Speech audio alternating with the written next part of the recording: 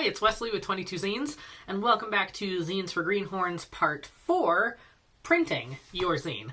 So, by this point, you should have your content ready to go, have all of your pages, and make sure that you have the number of pages that you want. If you don't want to have any blank pages, then you want to make sure that your page count, your total page count, including cover and back cover, is multiple based on the size of your zine. So basically, go back to the previous video if you need a refresher on how to determine your proper page count. By now, we're just going to talk about printing. Maniac! Hurry up! In printing terms, a zine may be imposed or screen readable.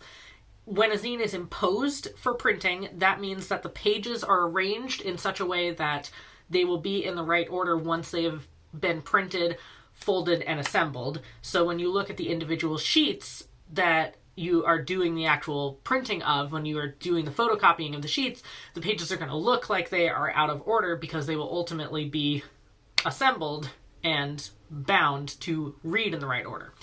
When a zine is screen readable, that means that the pages are arranged in such a way that they just go 1, 2, 3, 4, 5. They're just arranged sequentially in reading order so that if you were to read it on a screen, the sheets would look as they would if they were printed.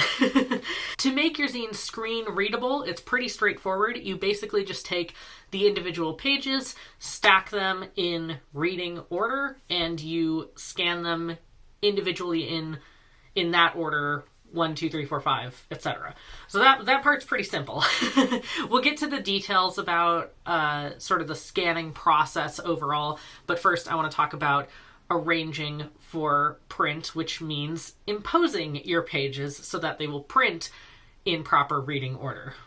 The instructions that I'm going to be giving are geared towards zines that are ultimately going to be folded in half in one way or another. So whatever size they are, whatever length they are, as long as they will be folded in half, then these instructions should work for those. If you're doing something else like a mini zine or a zine that's folded in a special way, then you will have to adjust. We'll talk a little bit more about that and have some examples as we go.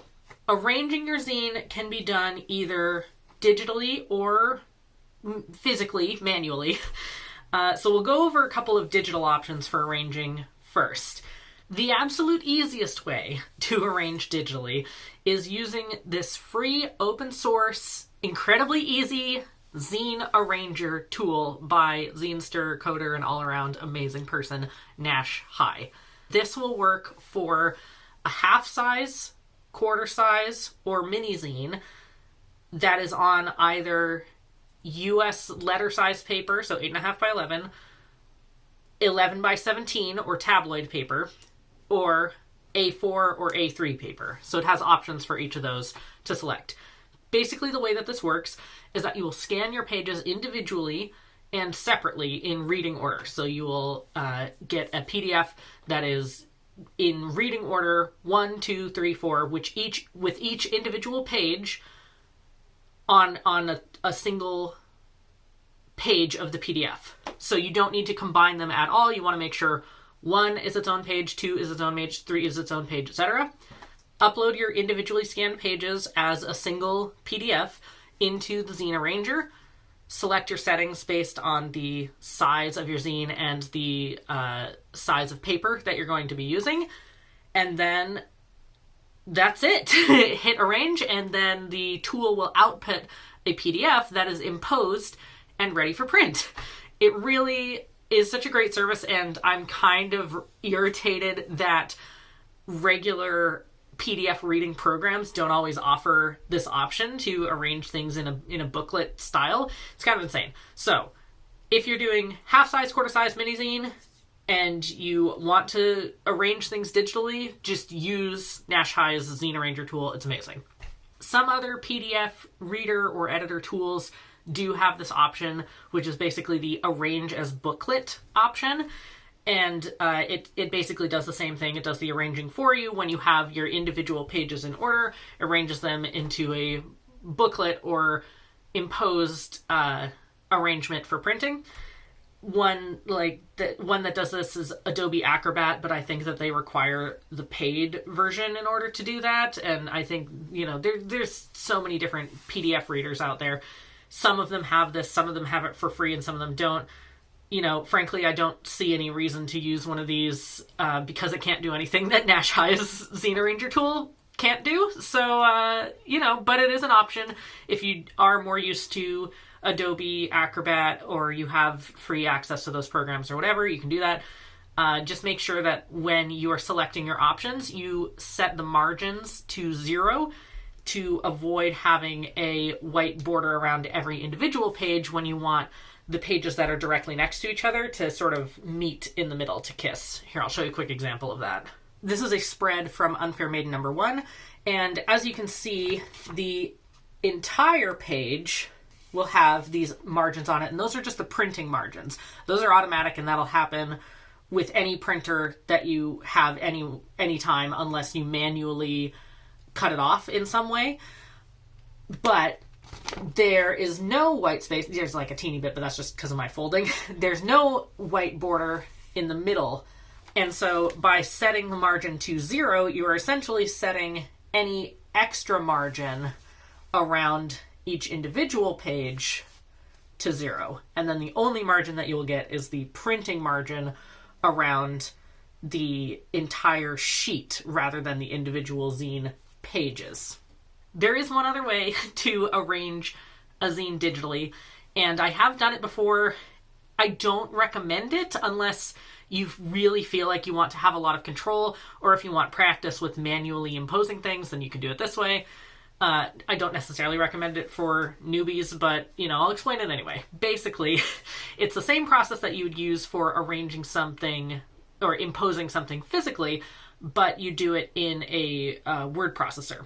So basically the way that I do this is I scan or otherwise export all of my individual zine pages as image files, so as a .png, and then go into a word processor like Microsoft Word, Pages, Google Docs, any sort of word processor that accepts images, and then drop the images into the word processor and drag them around and resize them manually so that they will show up in an imposed order. It's a pain in the butt to do this, so I really don't recommend it, but it is an option, and you might prefer to do that for some reason. and it does work. So you can do it that way if you need like a highly controlled way of arranging digitally. That's pretty much all I got for arranging things digitally. I personally prefer to arrange my zines physically. And honestly, I don't entirely know why. I think I just like the tactile experience of it, and I like being able to go straight from my master copy to the photocopy sometimes if I want to. And I just kind of have fun with it. So I like to arrange for printing. So I like to impose my pages physically. If you have made your zine pages single-sided and individually, like I recommended in the last video, then imposing for print is actually pretty simple. Basically what you do is you take your individual pages, you impose them one at a time, following a set of rules, which I'll talk about in a second. Add a little piece of tape to the back of each page to connect it to the page that it needs to connect to. And then that's it. You have your physical sheets arranged in such a way that they are ready for print. You can scan them, and then your scan is arranged so that it's ready to print. You can just print straight from the scan, or you can take your master copy and go straight to the photocopier with it. You don't have to scan it at all if you don't want to. So let's turn the camera around and I'll show you how to do it.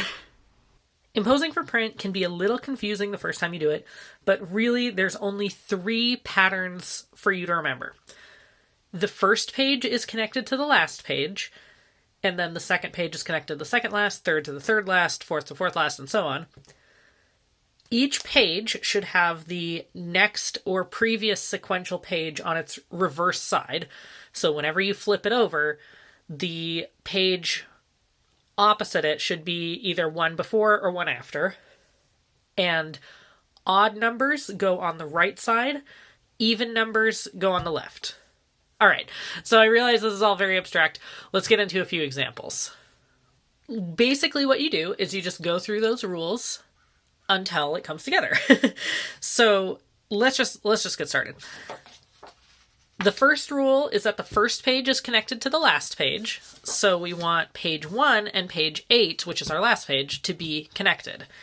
And we want also to make sure that the odd number is on the right and the even number is on the left.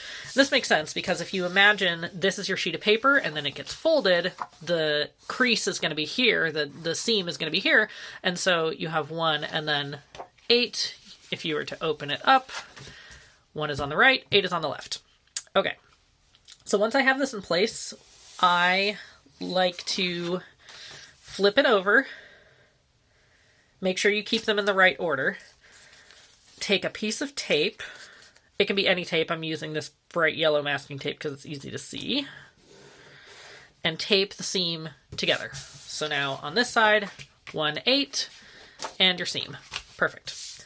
All right, next we have the second page and the second to last page. So because this is the second page, this is going to be the even number, so we want even on the left, odd on the right. So page 7 is going to be on the right, page 2 on the left.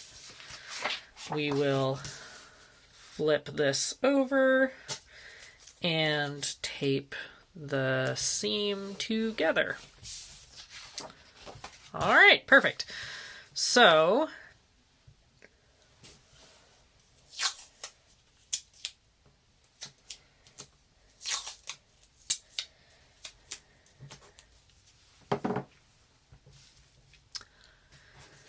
now we'll do it again for the next pages. So the number after 2 is 3, and the number before 7 is 6.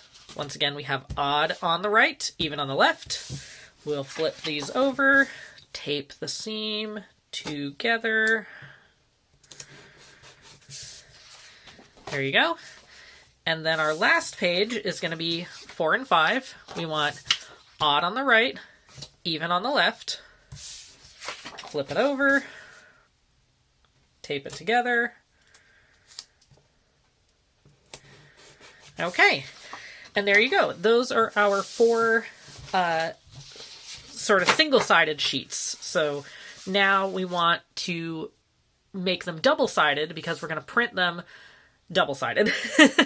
Okay, and this is where the second rule comes in of each page should have the next or previous sequential page on its reverse side. So if we start with page 1, obviously we can't have page 0, so we're going to do page 2, and we want page 2 to be on the reverse of page 1. So now we've got page 2 here. Page 2 is going to be on the reverse of page 1. And so when we have those together, that means your whole page is going to go 1, 2, and then you have 8 on this side, and the previous sequential is 7. So it should go, first, second, last, second to last. So that we know that this is in the right order. And now I'm just going to take a little rolled up piece of tape and put it on each side of the paper here. Line it up, smooth it out, and now we have our first double-sided page. That's all in order. We'll do the same thing for the next sheet of page. We have page 3. After page 3, we want page 4, so that means page 4 should be on the reverse side of page 3, 3, 4, and then because it's only 8 pages, this is going to be the last one. It goes 3, 4, and then 5, 6. So we'll take our little tapes and set them there and have 4, 5. Okay, so now you have both of your sheets that are double-sided, and now when you scan each sheet or scan or just straight copy, then you have them all in the right order so that they look out of order. Right now, they are out of order for reading, but then when you put them together and you fold it, you can see it's going to be in the right order. Page 1, page 2, page 3, 4, 5. This is our middle. 6, 7, page 8. Yay! Pretty painless. And what's nice about doing the single-sided method is that when you just have the single piece of tape on the inside like that, you can fold it up at the end pretty easily just to do your little check and make sure all the pages are in the right order, make sure it looks good that way. So, yeah, here are our imposed pages. You can do this with any other size. It's not just with this size. So, you can do this with a quarter size, and it's going to be the same thing. Same method. And when you're trying to fill up an entire sheet of paper, so a quarter size, each page is 1/4 of a sheet of paper.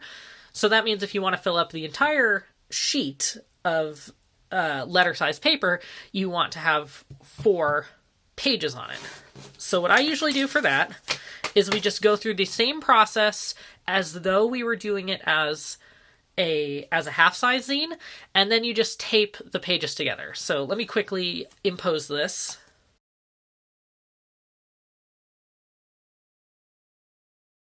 Okay, so just like in the other 8-page zine, it's exactly the same, it's just smaller. We got page 1, 2, 3, 4, 5, 6, 7, 8.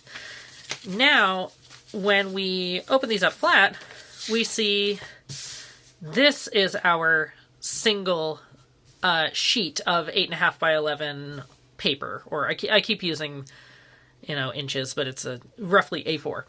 So now, basically, if we want to print it all together like this, it doesn't matter what direction you have any of the things facing, because it's just going to get cut in half anyway.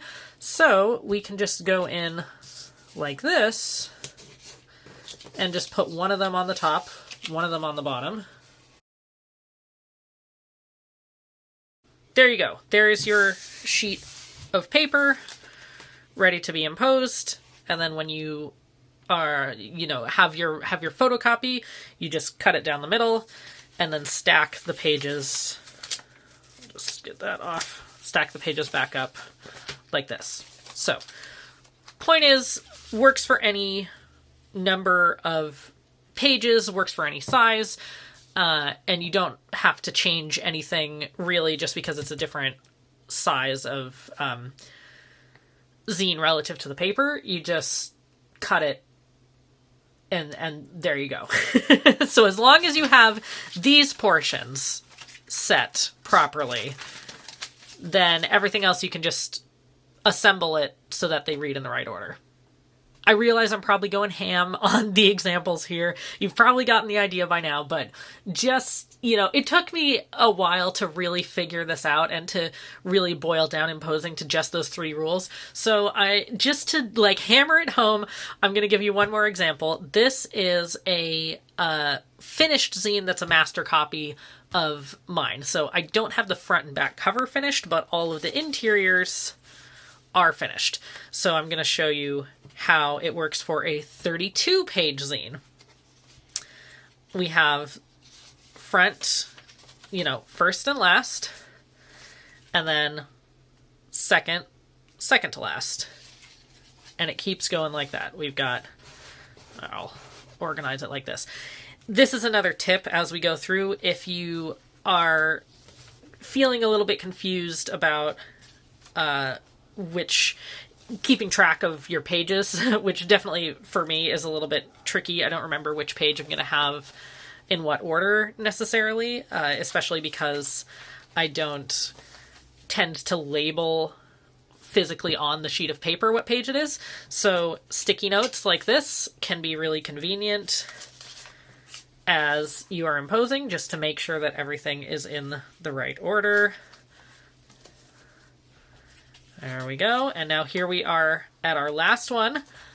And the middle should be the two numbers next to each other, 16, 17. And now if you were to go back, you would get all the way back to 32. And like I said before, you can always double check by sort of roughly folding it in half like this and making sure that it reads in the proper order. So 1, 2, 3, 4, 5, 6, 7, 8, 9, 10, 11, 12, 13, 14, 15, 16, 17. There's our middle. There's a lot of collage bits in here, so it's a little bit hard to maneuver, but we can keep going. 18, 19, 20, 21, 22, 23, 24, 25, 26, 27, 28, 29, 30, 31, and our back cover, 32. Yay! So we know it's all in the proper order. And this was done just following those same rules of working one at a time, first, last, second to last, etc. If your zine is anything that is not going to be folded in half, so any sort of origami zine or special folding, then you kind of just have to... It just highly depends on the layout that you're using, so you'll just have to experiment. But I do think that you can still use a couple of these tips.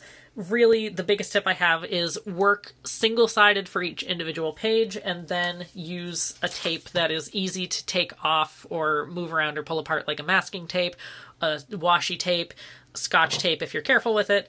And once you have all of your pages, roughly put them together, or not roughly, the opposite, gently. Gently put them together like this, one at a time, you know, with the tape in the middle, so that once you have all of your pages arranged, you can fold them together, or, you know, fold them in however your zine is to be folded, and make sure that everything is in the right order. Of course, the most common alternative method of folding, or, you know, non-binding method of folding, is going to be your mini zine. And since we're here, I'll go ahead and show you how to do that. There are a million and one tutorials out there, and some have probably, you know, done it better than I have and explained it better than I will. But, you know, whatever, I'll throw my hat in the ring because I've already made up an example here.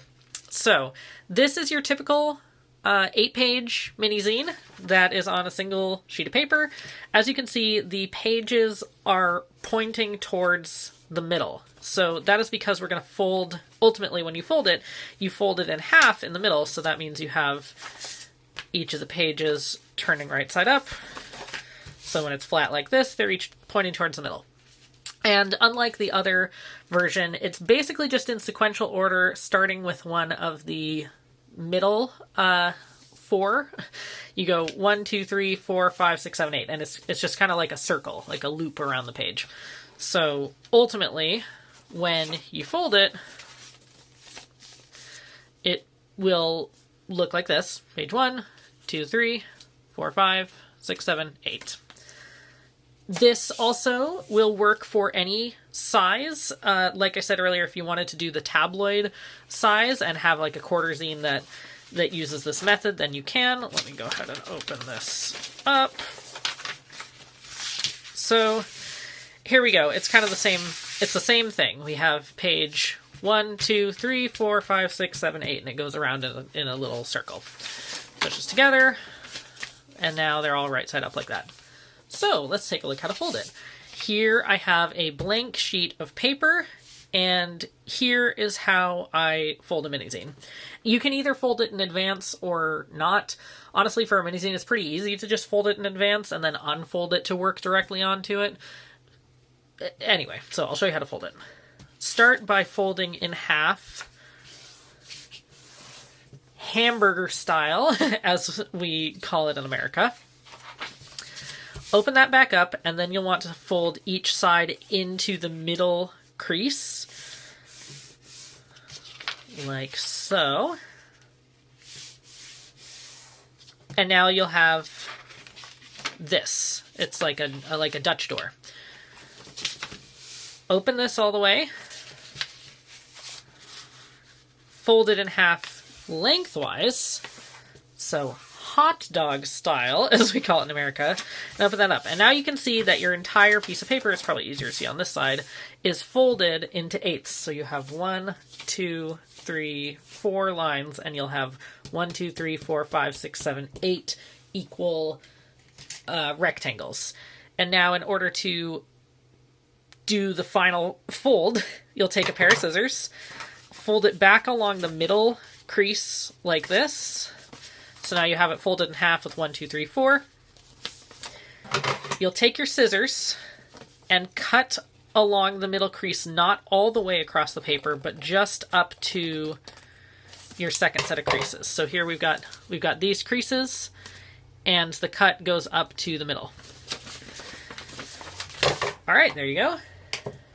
Once you have it cut, you fold back down lengthwise, so hot dog style again.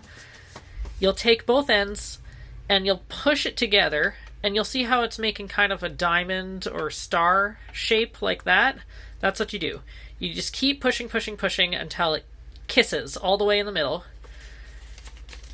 And then you push it flat like this. So from this side you can see it kind of looks like that. Push it flat. And now you can fold the whole thing, basically fold this all the way in half again, crease everything nice and tight, and there you go. That is your mini zine. And then once again, when you open it up, you have all your pages ready to go. So once your pages are all arranged and you have everything set up and flat, it is time to scan and print. Maniac. Hurry up. Nowadays, I rarely go straight from the master copy to the photocopy. Instead, I will scan the original and then print the scan, and this is just because it is safer in case something happens to the master copy. It's easier so that I don't have to keep dragging the master copy if I want to make additional photocopies, and because then you have a file that you can share if you ever want to send it to someone so that they can print it themselves. You can scan in whatever format you like. PDF is the standard for printing, and that's great because it can have all of your pages in one file. But if you are feeling like you're going to need to make individual adjustments to pages, so if you want to change the contrast on a single page, for example, or if you want to do any individual adjustments on your pages before you get the whole thing ready for printing, then you'll want to scan them as images rather than as a PDF. I like .png as a good balance between file size and file quality. If you need something super duper high quality, you can do a .tiff, but PNG should be fine. When you're scanning, whether as an image or as a PDF file, then if you need to select the quality, 350 ppi, which stands for pixels per inch, is more than enough. That is definitely going to be sufficient for printing in high quality for any zine that is smaller than like a billboard size. In general, a higher PPI means a much higher file size, which also means higher quality. When you are uploading something to be read online, then you really don't need anything higher than about 72 PPI. But for printing, you usually want something a little bit higher quality, so 350 is definitely going to be plenty, probably more than enough for what you need. Remember, you can always compress a file, you can always scale something down, but once you have it in the small file size, it is much harder to scale it up. So that's why I suggest 350, is because then you're pretty much never going to need more than that, and you can always scale it down if you need to later.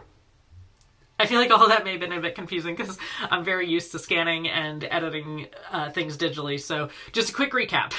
If you are going to need to edit individual pages, then scan in PNG at 350 ppi, and then you can export them as a PDF later.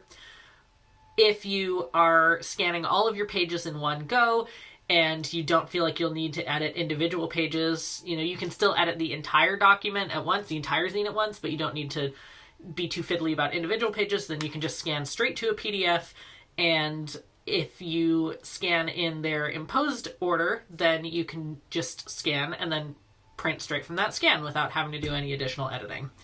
Or you can scan the pages individually and then scan each one as an individual PDF, upload them to Nash High's zine arranger, and then get them imposed for print that way. If you're looking for a place to do your scanning, then most local libraries have a scanner or a big photocopier that has the capacity for scanning. And I have never heard of a public library charging to scan. They, may charge for print, but everyone I've ever been to has scanning for free. Otherwise, you might check out a self-serve copy shop. Definitely go to some local ones. We'll talk a little bit more about the actual copying process in a minute here, but basically for the scanning, they may have that option at a copy shop. They may charge for it. I have seen copy shops charge for scanning. Any sort of scanner or photocopier will usually have a USB port, so if you bring a thumb drive with you, then you can just insert the thumb drive and then scan your document straight to the thumb drive. Or some of them nowadays have the option to scan and send your file directly to an email address. Maniac. Hurry up. Once you have your PDF ready and it has either been imposed in advance or you imposed it using a digital arranger tool, then you will want to do printing from that file. And we'll talk a little bit about printing settings and that sort of thing. So for the paper that you want to print onto, I talked about this a little bit earlier in the supplies video, part 2, but we'll sort of reiterate it here. You really don't need any sort of fancy paper or really high quality paper to print a zine onto.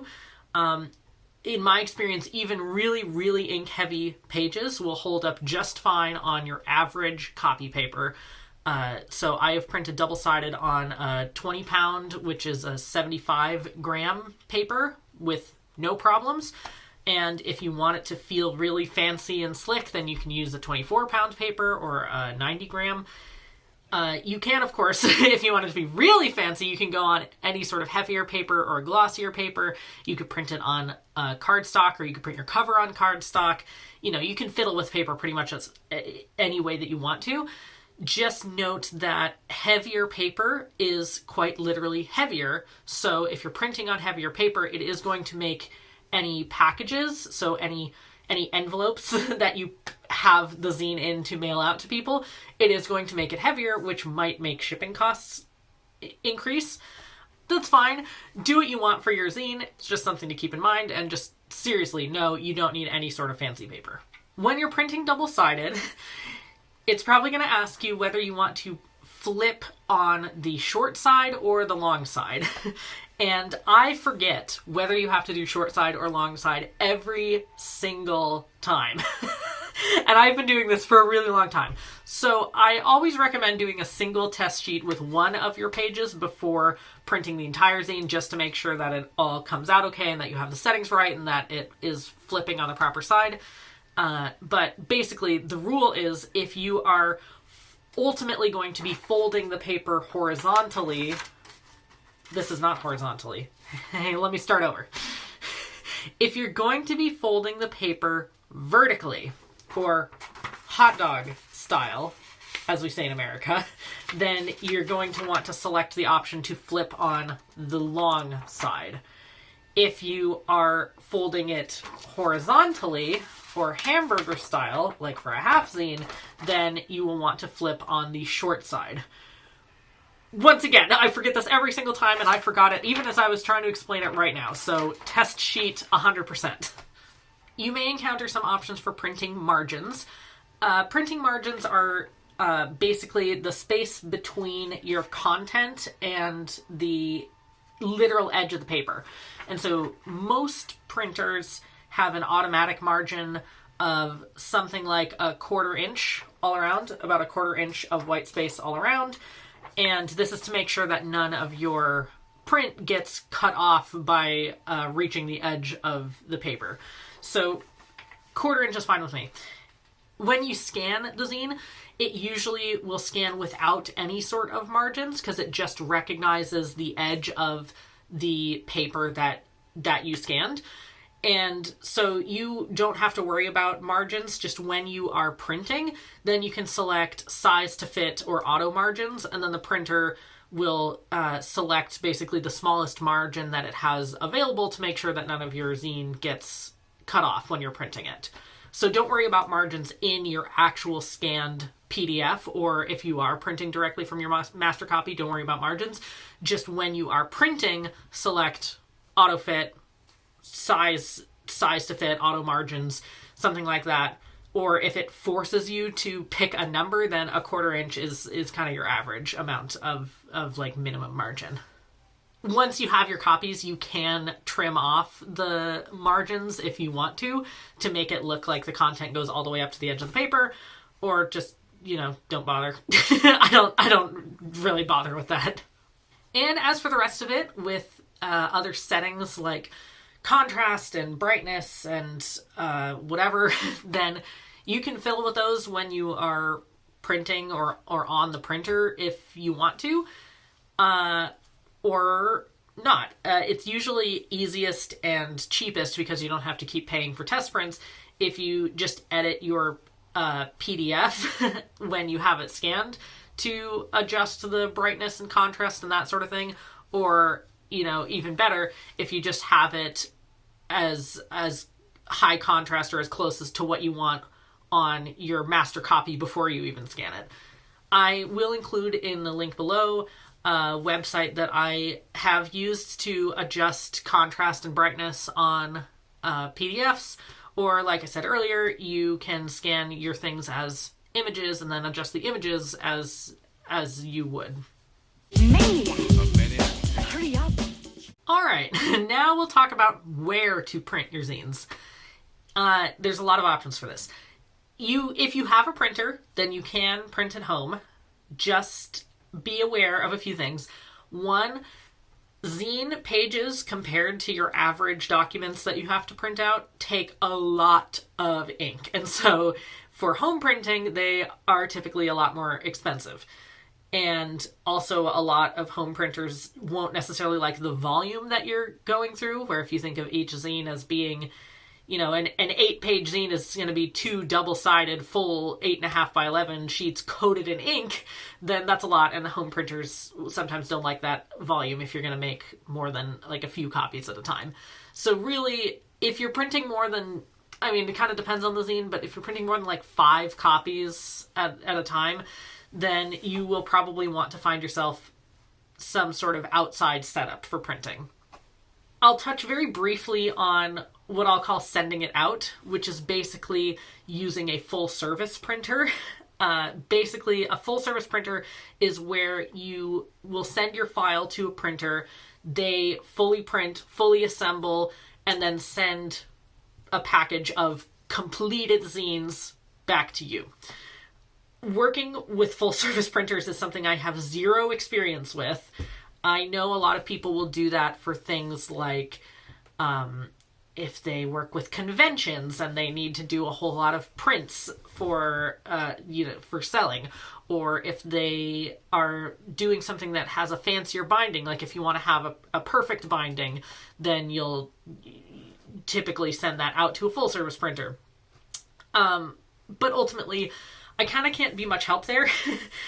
If I find any good guides or whatever, then I'll link them. But in general, I think that this option is very expensive. I don't think it is very expensive compared to the other options that you have for printing.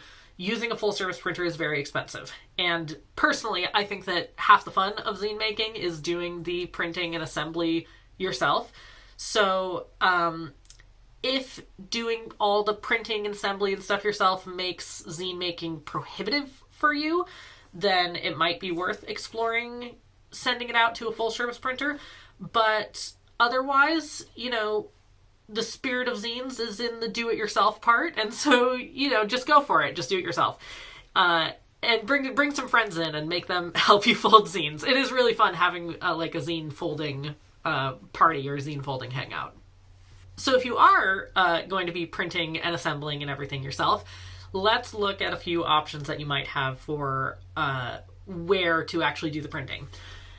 Number one, libraries. I always suggest libraries, local libraries.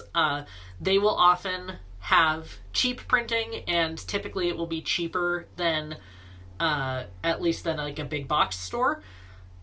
Some libraries will have a certain number of free pages that you can print every day or every month or something like that.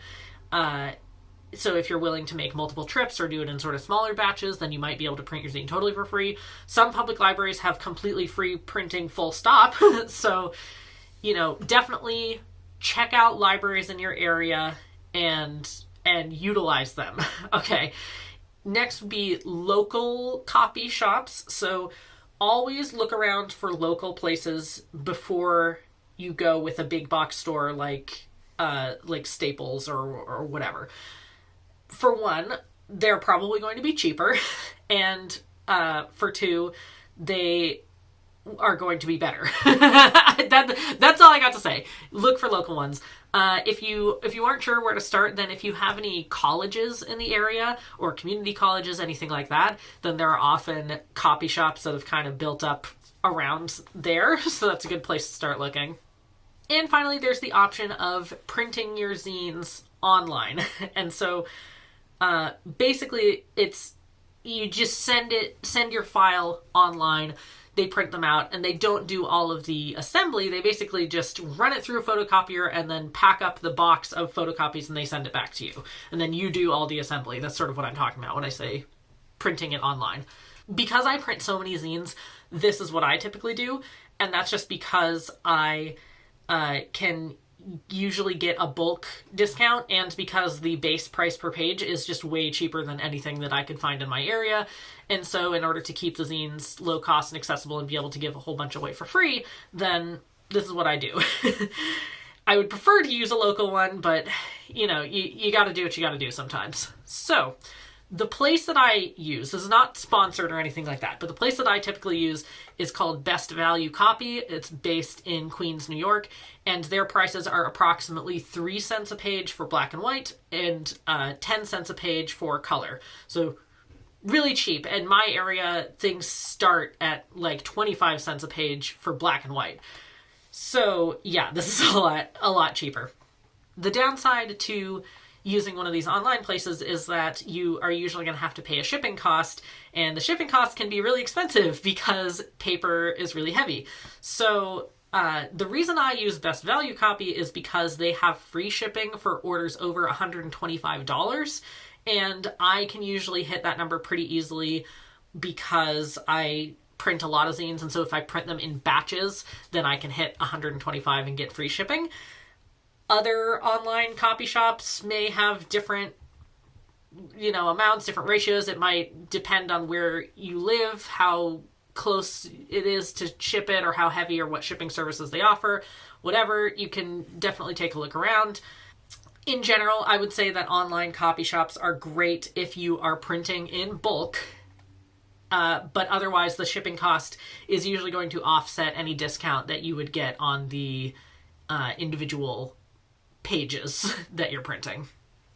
And of course, there's always the secret printing option, which is running a copy scam. A copy scam is basically Zinester lingo for printing or copying your zine for free when you're not supposed to, or where you're not supposed to. So, if you can do it, if you can manage to find a copy scam, then it is super punk. It's a part of Zinester tradition, and it makes zine making and zine sharing a lot more accessible. So, I'm all for that. I definitely have a strong case of stick it to the maniosis. It's a it's a rare blood disease. Stick it to the maniosis. So something to consider. You could print at your school, at your work, at your horrible mom's place, at your good mom's place if they're up for it, or, anywhere else that you can manage to get free copies.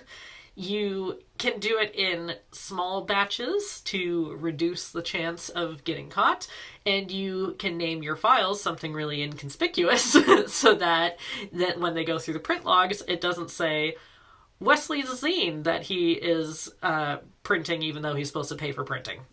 You know, back in the day, a lot of local punks would know someone who worked at a big box copy shop who would look the other way for zinesters and basically just kind of give them a free code to print for free. So, you know, maybe ask a punk. You never know. Just be sure to give them a copy as a thank you. Speaking of, you may be wondering how many zines you should print at once, and that's entirely up to you. It might depend on how much money you have available, or how much storage space you have, or how many zines you feel like folding, like whatever. If it's easy enough for you to get to a printer, then you can do smaller batches because you know you can always go back to it. If you go for one of the online options, you might just print a whole bunch in bulk more so that you always have them handy and so you can hit free shipping. Like, it's totally up to you. Just trust your gut on what you feel. And remember that if you have that scanned PDF of it, then you can always go back and print more pretty easily without dragging a master copy to a copy shop. Maniac! Hurry up! And finally, we'll talk about assembly. Compared to scanning and printing, I feel like there's not a lot for me to say on assembly because it's pretty intuitive. We talked about the different supplies that you might want to have, different methods of binding. So once you have your binding method, whether it's with a stapler, whether it's with yarn, whether it's fold only, you know, whatever binding method you want to use, then that's pretty much all you need. You just kind of get into the groove. You'll find a routine that works for you. The one assembly piece of advice that I have, besides the supplies and stuff we've already talked about, is to crease your folds really well because it will make them lie flatter, and that makes all your zines easier to stack and easier to put in the mail. It won't be as thick, so you can, you know, just makes things easier. I use the back of a pair of scissors to crease my folds, or you can use a bone folder if you have one, and that's about it. Maniac! Hurry up! Once you have your zines assembled, then the next step is just getting them out into the world. And that is what our next part of this video series is going to be about, is zine distribution. So we'll talk about ways that you can distribute your zine in person, through the mail. We'll talk a little bit about zine libraries, zine distros, zine fests, other ways to share your zine, ways to recoup some of your printing costs, and yeah, just lots of ways to get your zine out there into the world. I hope to see you next time. Bye-bye.